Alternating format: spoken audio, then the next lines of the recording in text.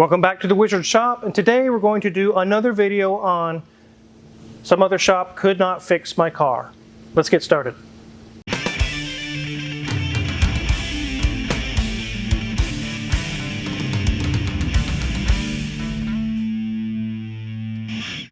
So this is a 2003 Jaguar XK8 and it's in pretty good shape.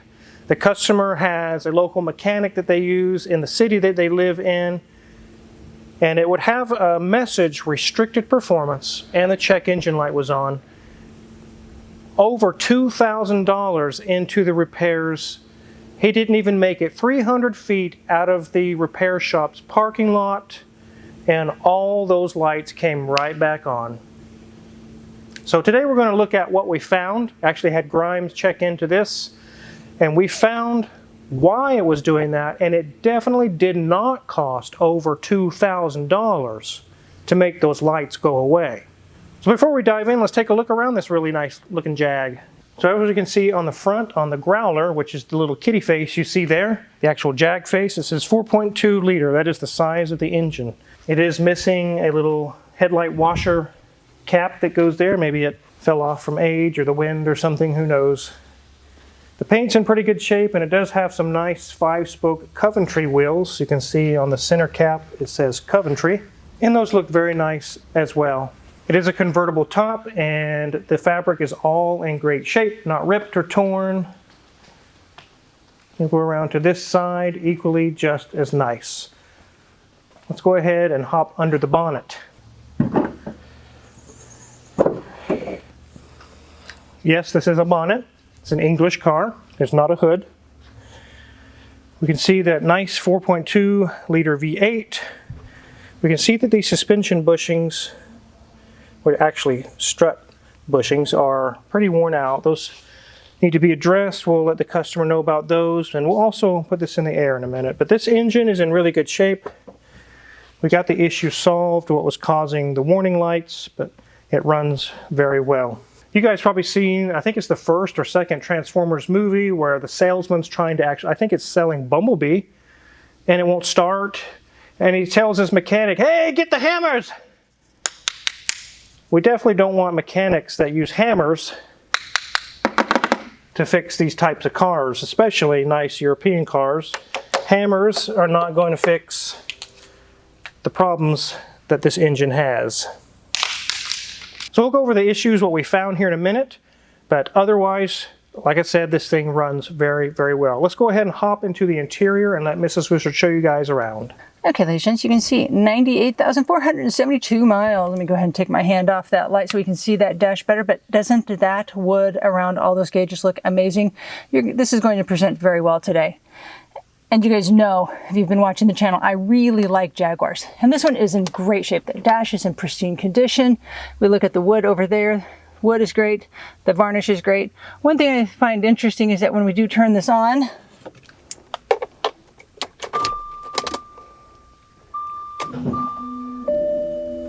we have a lovely digital analog clock.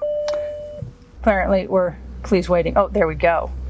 Interesting. I don't know why we need to have a digital analog clock, but nonetheless, there it is. As we move down, would you like some buttons today? I can offer you about a dozen. There are tons of buttons here, and some of that is because of all of those on the numpad over there. Otherwise, normal button selection there. For the most part, got good creature comforts, heated seats, things like that. But a lot of it is that numpad over on the right. As we move down, we do have a lovely shifter. The wood on the shifter knob is in great condition, along with the lacquer that is going around that center console area. Come to our first hidey hole. Fabulous. Look at that. The drink holder is in perfect shape. Those break so often. Looks like we have a Bluetooth cassette adapter in there. Nothing too fabulous, but a little bit in there. And slow to open. We have another hidey hole here for our ashtray. But all the catches are holding, everything's in great shape. A lot of gray interior in here. We have light gray, dove gray on our seat, and we've got some nice fluting going on in the center with some bolster on the sides. Very comfortable seat, very nice to sit in.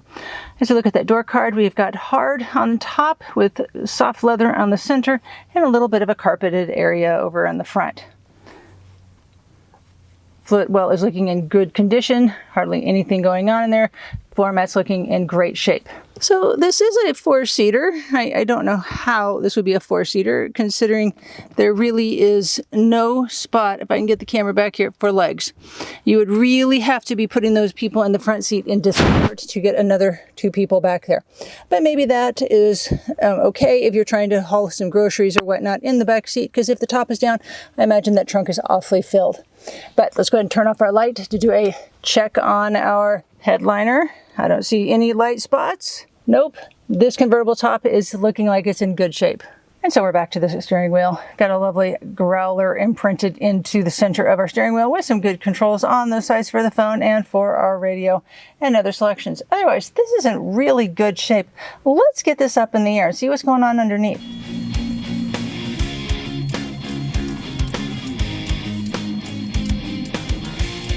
So one thing I noticed when this thing's sitting with the weight on the wheels is the front sits a little low. So we'll find out why. I have a hunch why that is, but we'll take a look. Here's our little oil cooler. It's got a few bugs or rocks or something in it, but it's doing fine. No leaks. No serious issues going on up there. Here's the front of the engine. It's fairly dry. There's some tiny little bit of seepage, but it's nothing warranting a teardown or anything like that. We go over here to the wheel. We can see the brakes are about 60 to 70% remaining. Nothing loose. Our sway bar link is good. But if we look up here, if you look at the top of the spring, it looks fuzzy up top. That's the actual spring cushion or mount. The strut mount is collapsed. It's crushed. That's why this thing, I went and road tested it. It has a little bit of a roughness to it, and also it sits a little low in the front. Whoa, that's exactly what was wrong with our XJ12. It was. I don't know why Jaguar used that pink foam stuff on suspension parts, but it doesn't last. It collapses, and you see what happens. We'll definitely let the customer know about that. We'll also take a look up top here. Same situation at the top of the spring. The brakes are 70%. Our sway bar link is nice and tight, nothing loose there. So here's our transmission, nice and dry, nothing leaking there. Here's our, take a look at our mount here. It is partially collapsed. That's why it's kind of sinking kind of low. Our flex disc is in good shape. Everything looks good there. Exhaust is in nice shape. Let's check out this U-joint. Nothing loose there. Tiny bit of seepage going on around, probably the input seal there, but nothing, again, nothing worth tearing down. Check out these rear springs and things. You can see back here at the top of the spring again, you can see it's kind of weather checked and cracked. It'll be collapsing soon, and it'll also make the rear sag pretty well. These U-joints are good. Sway bar link is good there. Brakes are like 80% in the back. Same thing on the top of these springs. They'll need the bushing up top soon. Nothing loose there. Sway bar link is good. Brakes are 80%. Nothing loose there. And everything looks stock. All the exhaust is stock, so that all looks good. It's not rusted out. Actually in pretty good shape. Let's check the date code on the tire. So here we see 12th week of 2017, so they're about 6 years old. They still got some life left in them, but it's getting close to time for new tires. Let's go ahead and get this thing on the ground.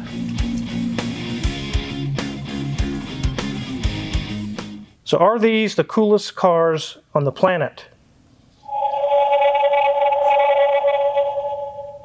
The outcome cannot be predicted.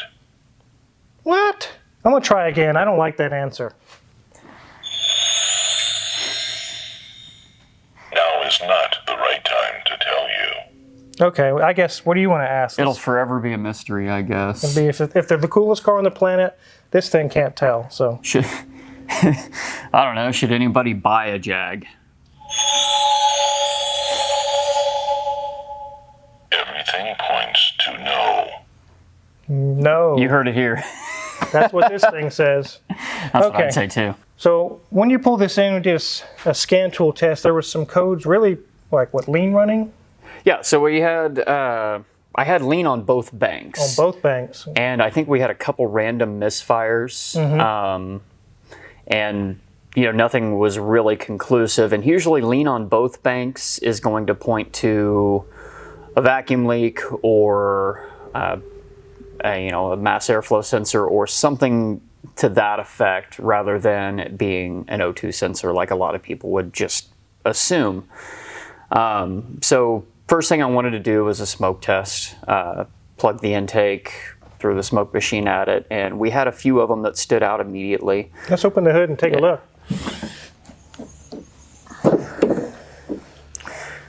So blocking the intake off, I started here, and what we had was initially we had the throttle body gasket, basically the sandwich, it's a metal sandwich in between the throttle body and the intake.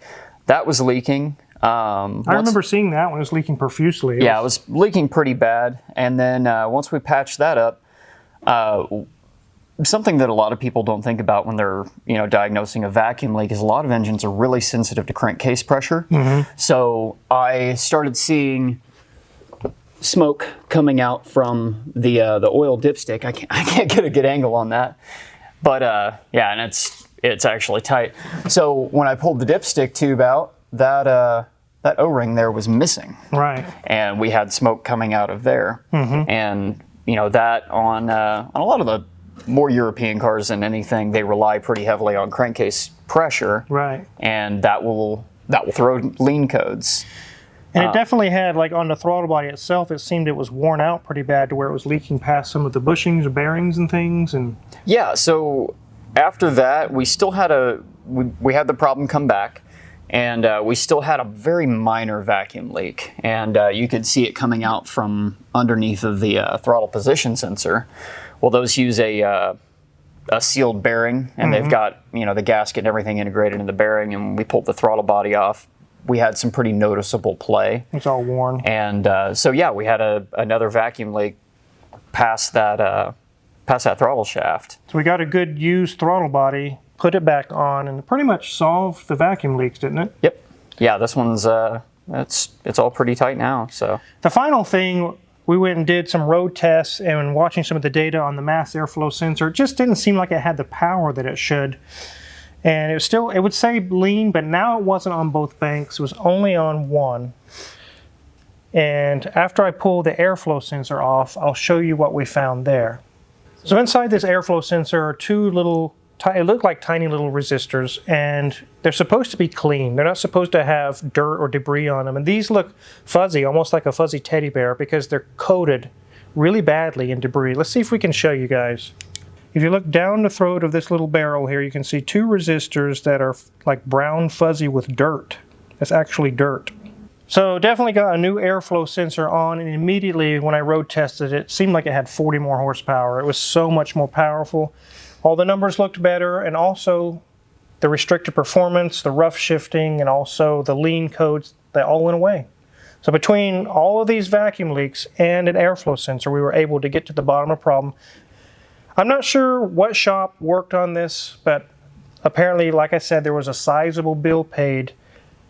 For what? I don't know. I don't even know. You said you didn't even realize or see anything that looked like they tampered with it or messed with it, or? no, all of the gasket seals, everything like that looked OEM, or at least they hadn't been touched in quite a while. We don't know what they did. They obviously did not fix the problem. So all in all, taking care of all those things with the price of a good used throttle body and an airflow sensor and the hours we had into diagnosis and doing all of this testing and then the labor to replace all these parts, we're in it a little under $1,000. One of the questions I always have when a customer has had another shop try to fix their car and it's unsuccessful and they finally bring it here and we do get it fixed, is the customer's always curious. So if a little under $1,000 fixed my car here at Omega, what about the other $2,000 that I spent at the other shop? Where did that come in? I don't know. I don't even know what they did. I can't answer for that shop, but I get that question a lot. Why did I spend the other $2,000? I don't know. You'll have to ask them. And what I call that is the parts cannon. I don't like the parts cannon. Because just like with a real cannon, many times you can miss the target. How we kind of do things here at Omega is that if we see this is going to take a lot of time and a lot of diagnosis, and that the key thing is time, a lot of time, we don't run up your bill without asking. We'll call you and say, hey, we estimate this could add additional 4 hours of time taking all this stuff apart and taking harnesses apart or testing or doing things. Is that okay? If the answer is no, then we're done. We'll put your car outside and we can't go any further, unfortunately. But you just don't show up to a surprise bill that we threw a bunch of labor in it and didn't tell you about it. It's usually approved at first. We don't like the parts cannon. We'd like to dive in and find out what's wrong. We like to get the data together and then present it with an estimate. So this thing is running strong, running well. It's running exactly like it should now without any restricted performance or rough shifting or anything going on. We'll definitely let the customer know about the other things we found. They may choose to fix that at a later date or maybe at a different shop or whatever, but at least we did take care of the main problem.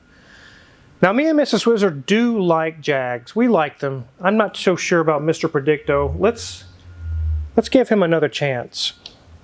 So is this the best car that you can buy on the road, Mr. Predicto? Highly doubtful. Highly doubtful. So you heard it from Mr. Predicto. Highly doubtful. I do like Jags. I especially like the XJ series. Mrs. Wizard, as you guys know, used to have an XJR. They are really sweet cars. They drive so nice and they're beautiful. So if you're curious what kind of tools we use to work on this Jag or any other car in the shop, check our Amazon affiliates link in the description below.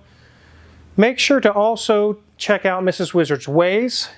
She's got lots of really good videos going on there. And also, I wanted to let you guys know, Video Bob has a really cool video out right now. I wanted to share with you guys. There's a link in the description for that as well. He exposes some scammers in Las Vegas. They're sitting on the side of the road. They're taking people's money left and right. It's just really interesting. You may find it interesting to watch it. It's like, what is going on here? It's crazy. And make sure to hit the subscribe button here because we got many, many more cool videos to come. Thanks for watching.